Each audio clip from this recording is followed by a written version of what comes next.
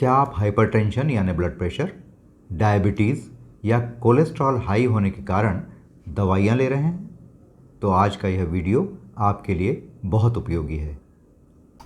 आजकल ये देखने में आया है कि छोटे मोटे सिम्टम्स आने के बावजूद भी आप ब्लड प्रेशर की या शुगर की या कोलेस्ट्रॉल हाई होने के कारण दवाइयाँ लेना आरंभ कर देते हैं और ये दवाइयाँ आपको और बीमार बना देती हैं।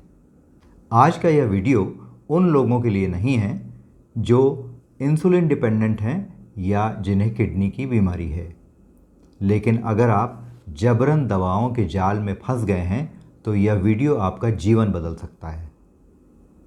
आइए इसके लिए सबसे पहले आपको जो करना है वो हम आपको बताते हैं।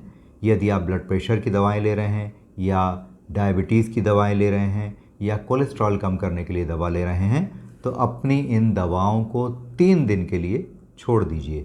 यकीन मानिए 3 दिन छोड़ने से आपको कोई बहुत बड़ा नुकसान नहीं होने वाला है।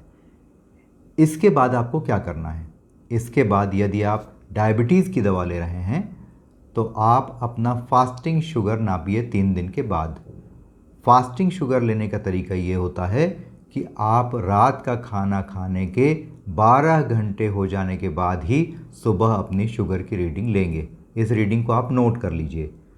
इसके बाद जब आप रात का खाना खा लें तब रात के खाने के 2 घंटे हो जाने पर आपको तत्काल अपनी पोस्ट प्रेंडल शुगर लेना है या पीपी शुगर लेना है।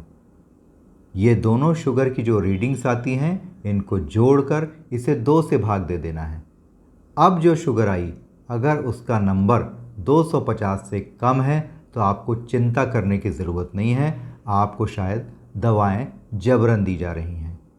ये ACP की गाइडलाइंस हैं, अमेरिकन कॉलेज ऑफ फिजिशियंस की ये गाइडलाइन 6 मार्च 2018 को जारी हुई थी, जिसमें यह कहा गया था कि यदि आपकी शुगर 250 से नीचे है तो आपको दवा लेना नहीं चाहिए। ये दवाएं साइड इफ़ेक्ट करके आपका ज़्यादा नुकसान कर सकती हैं। जब आप शुगर की रीडिंग्स लेते हैं तो बहुत सारे लोग ऐसे होते हैं जिनका सुबह का फास्टिंग शुगर ज़्यादा आता है और रात के समय का पीपी शुगर कम आता है।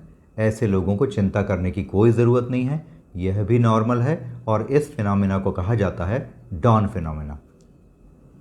अब हम बात करते हैं ब्लड प्रेशर की यानी हाइपरटेंशन की कि कॉकरेन कोलैबोरेशन 2012 यानी 2012 का जो मेडिकल साइंस की दुनिया में एक बहुत बड़ा रिसर्च कोलैबोरेशन है, उसके नतीजों के अनुसार यदि आपका सिस्टोलिक यानी ऊपर वाला ब्लड प्रेशर और डायस्टोलिक यानी नीचे वाला ब्लड प्रेशर, इन दोनों की रीडिंग जोड़कर 250 या इससे नीचे आती है तो आपको हाइपरटेंशन की यानी ब्लड प्रेशर बढ़ा होने की गोलियां नहीं लेनी चाहिए, क्योंकि इसके साइड इफ़ेक्ट्स से आपको बहुत सारे कॉम्प्लिकेशंस हो सकते हैं।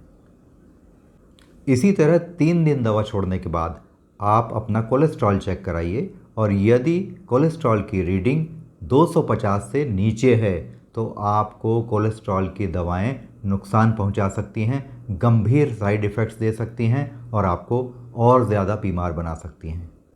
1997 तक मेडिकल साइंस इन्हीं रीडिंग्स को, इन्हीं पैरामीटर्स को मान्यता देता था, लेकिन जैसा कि आजकल ट्रेंड चल रहा है कि शुगर की रीडिंग्स घटाई जा रही हैं, ब्लड प्रेशर की रीडिंग्स घटाई जा रही हैं, उसी तरह कोलेस्ट्रॉल की रीडिंग्स भी कम की जा रही हैं। दुनिया भर में दवाओं का कारोबार बढ़ाने के लिए ही ऐसा किया जा रहा है।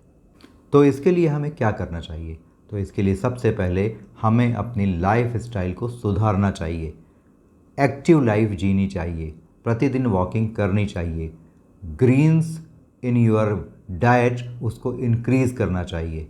तो आप अपनी रीडिंग पर ध्यान ज़्यादा ना दीजिए, अपनी लाइफ स्टाइल पे ज़्यादा ध्यान दीजिए, अपने मानसिक तनाव को कम रखने पर ज़्यादा ध्यान दीजिए, तभी आप स्वस्थ रहेंगे। लाइफ लाइन नंबर याद रखिए 250।